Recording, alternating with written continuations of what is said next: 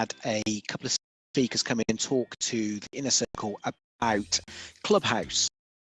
Now, Clubhouse, as many of you may know, is the new social media platform that's got a lot of people's attention. It's not something that I really use a lot, so rather than talk about it from my point of view, I wanted to get a couple of experts in. And whilst you may be thinking, can we really have experts even though the platform's only been around a while, I think both of the speakers who we had invited to the session are active users, and therefore for me they're experts, and I was very happy with the information they shared and the support and what they to the mastermind group.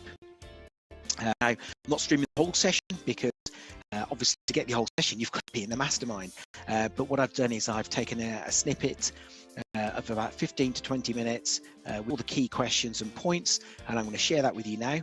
At the end of the video, please feel free to connect with either of our expert speakers, and of course if you want to find out about the NAC Inner Circle, the mastermind that we run for small business owners, and important it is for small business owners, to help people scale up and get their businesses off to a great start and get them through that £100,000 barrier, then contact me and I'll happily talk to you about that. Enjoy this session. Right, ladies and gentlemen, we're going to start. Everyone is back. So as part of the Inner Circle which I run, I was asked by a couple of people about Clubhouse, and I've got a very mixed opinion of Clubhouse, and I thought it was inappropriate if I gave that, but I knew some people who I think are using Clubhouse actively, and I want to use this opportunity to invite them, and they both volunteered. The two people I asked both volunteered to speak about Clubhouse. So we've got the lovely True and the lovely Claire, who are going to share some insights about Clubhouse. I think we'll let talk for maybe 5-10 minutes each. I've got some standard questions I want to ask, and then we'll go into a Q&A if that's okay. We'll make it fairly informal, apart from, I guess, the bits when those guys are specifically talking.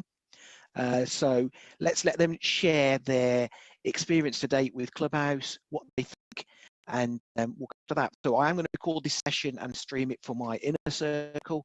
So if you do ask a question or say something, please don't say something you'll later regret.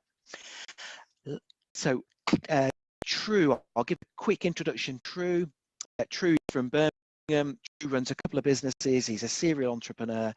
He goes to the gym way more than I even go to kebab shops. Lovely guy, very giving. And Claire, who I met, over 12 months ago, Claire? Claire, again, very similar profile, lovely person, very giving, very sharing.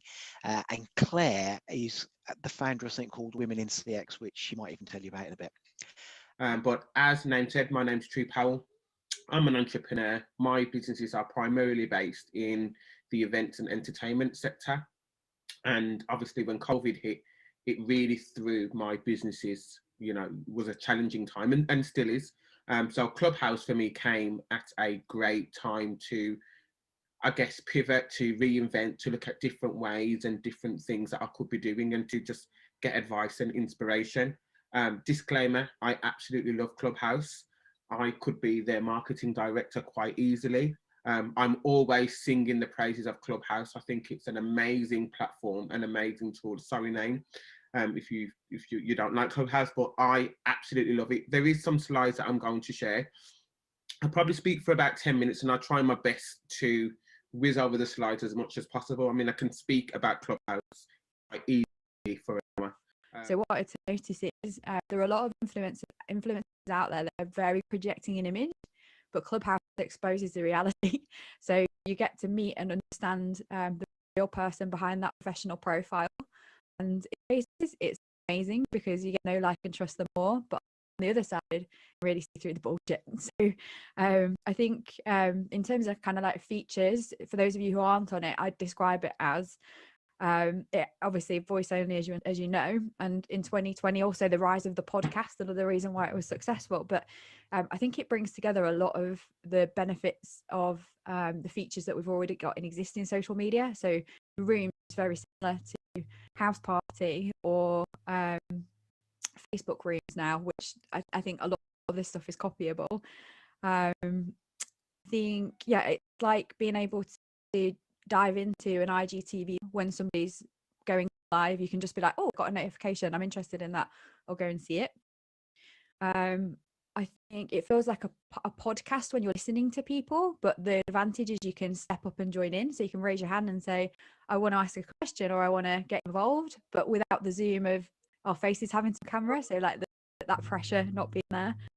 And again, I guess kind of Zoom being able to join in.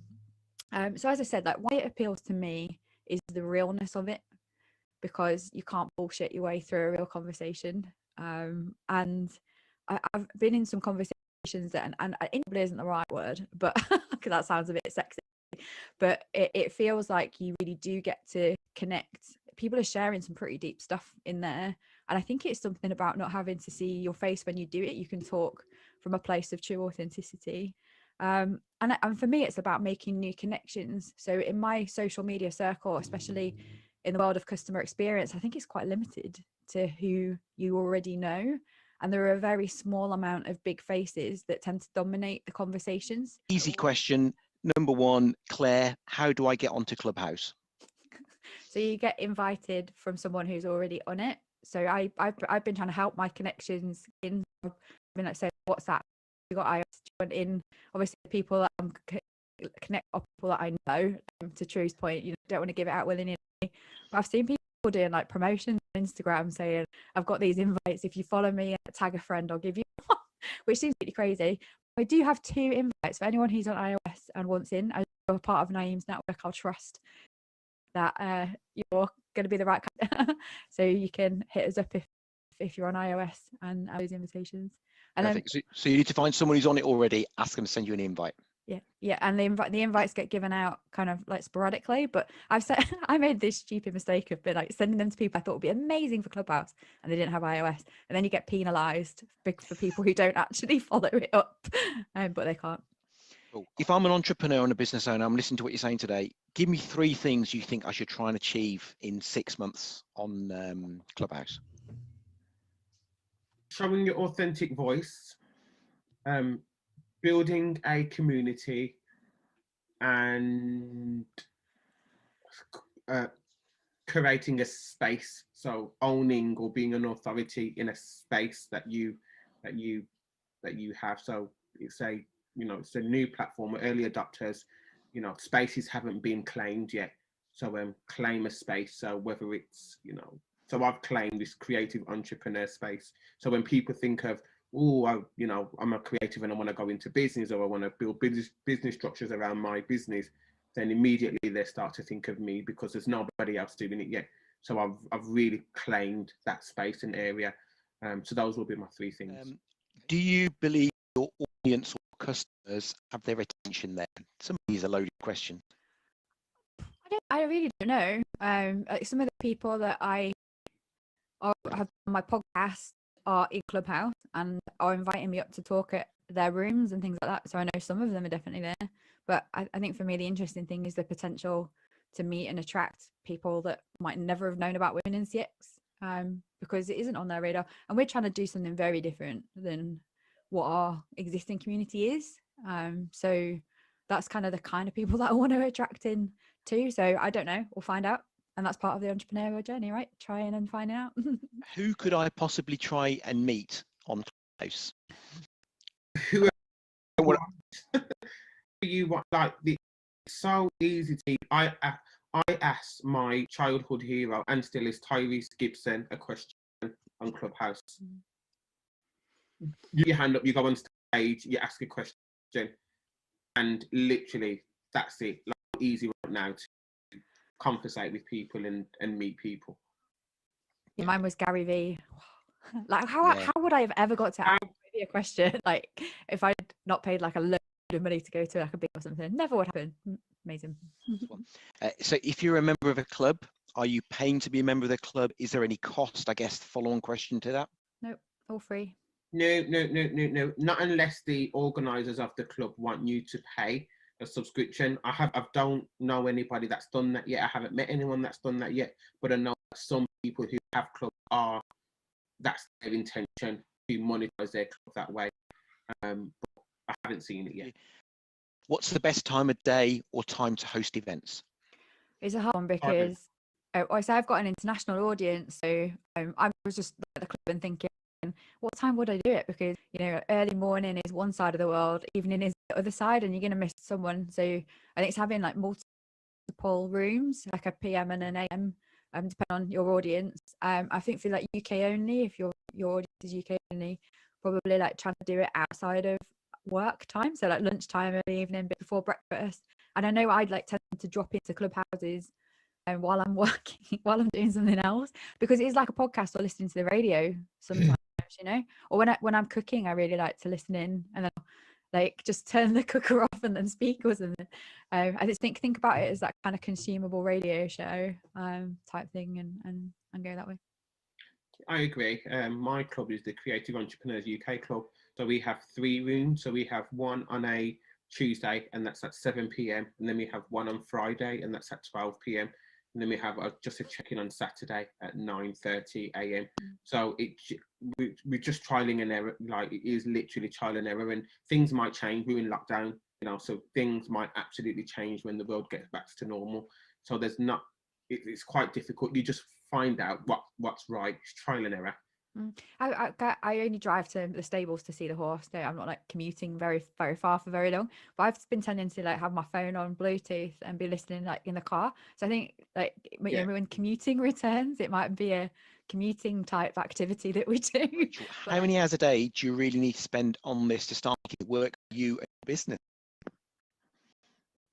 That's a trick. It depends what your objectives are and what you want from the platform. So for me, I'm very intentional. So I spend quite a lot of time. I probably spend about 4 to 5 hours a day collectively. It is a long time. I know it's a long time, but you know, out of this, I created a new online course, which is all about getting into the press. I created a massive waiting list of 60, 70 people. So I'm literally on there giving value, and in the same time directing people to the course. So it depends what you want out of it and what your objectives are. And then of course I'm really working at the club, and in the future I'm hoping to funnel that into a membership based subscription off the platform, and you know, maybe on, you know, a different platform of some kind. So it just depends what you want from the platform, and what your objectives are. But what you put in is what you get out, and where you spend your time, I think, also, because you could be on the platform for 8 hours and be in those drama housewives rooms, you know. So it just depends what you want from the platform, and that's fine if you want that. You know, I know some people that spend all day doing work and then spend an hour as their relief in those drama rooms, and that's absolutely fine. Yeah, I'd just probably say it depends on what who you are. So like, there's a lot of creators that are putting on a lot of time and effort into creating on this platform. I think for me, where I am at the moment, I've not got my club yet. I'm not hosting yet, so I've been quite passive but taking part. So it's more of a kind of like contributor role, and I probably at maximum days, some days not at all, some days a little bit more, just, you know, as and when. But it depends, like as True said, what your purpose is. So for me at the moment, it's been about learning how to use it, making connections, starting to figure it out for myself. But then once I've got my club status, it's going to probably be similar 3 times a week for at least an hour, but in the creation space. Do all conversations disappear from the platform once the live is over? And I'm going to ask a related question when you answer that one. Oh, SETA. Right. So they're supposed to, but I went into one the other day and I said some stuff I would never have said publicly about a company that I used to work for, some secrets, because I thought I was talking to 5 people. I didn't know they were broadcasting it live on LinkedIn. That's like totally against Clubhouse rules. So be careful. And so it's supposed to be completely private. The community guidelines state it should be. But yeah, that it's live and then it's gone. So not even 24 hours. It's just in the moment and then it's over, and no one else will ever know about it unless they've been naughty and streamed it. But don't stream it. It's against the guidelines, and don't record it. And you can do screen records, but you need to let people know. So I've seen rooms where they have like a recording symbol and say this room is recording. So when you enter the room, you know that it's recording. So and then they make disclaimers. So you are allowed to like record conversations, but the guidelines that you have to let people aware that you can't record them against there, Will. And also not just that you're recording it, but where you plan to put it.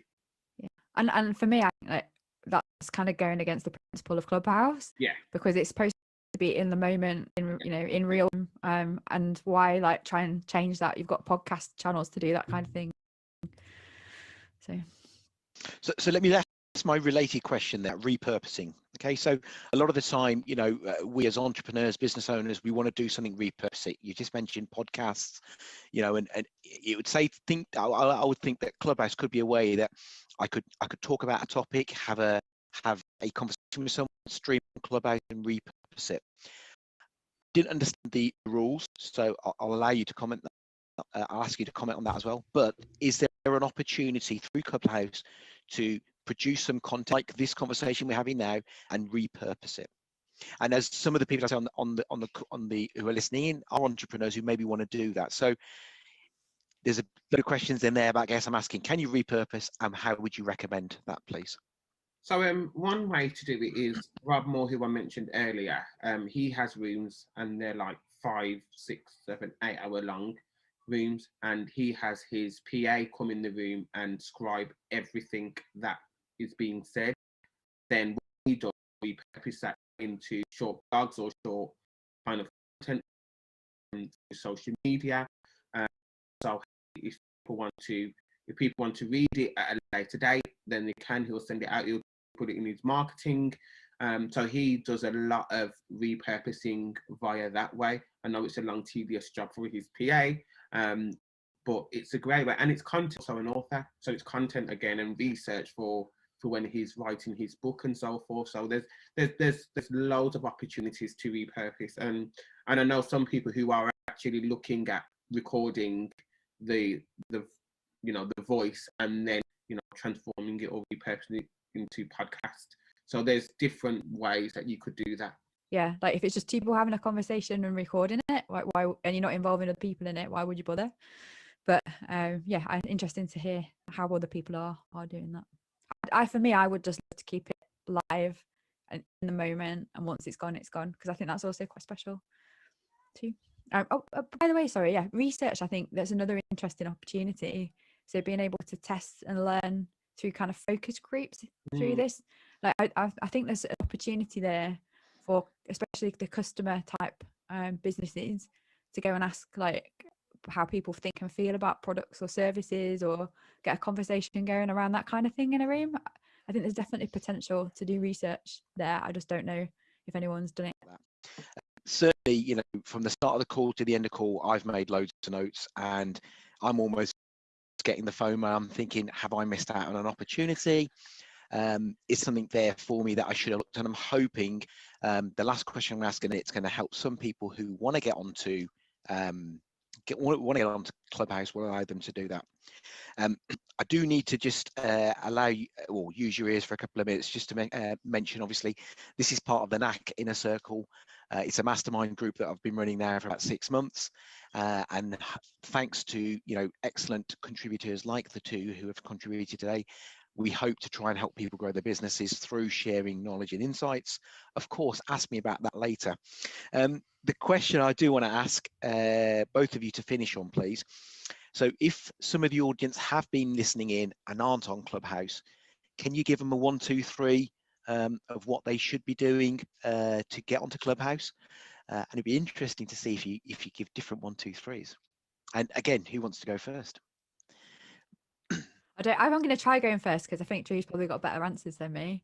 I suppose like I've seen people kind of on their social media say, is anyone Clubhouse? So people you don't know for invites probably isn't a good idea, but you use your existing network to tap into someone who's already there, and just say I'm interested in coming in. Can you, when you get your invites, think of me when you're able to give them out? Because some people don't know if you're interested.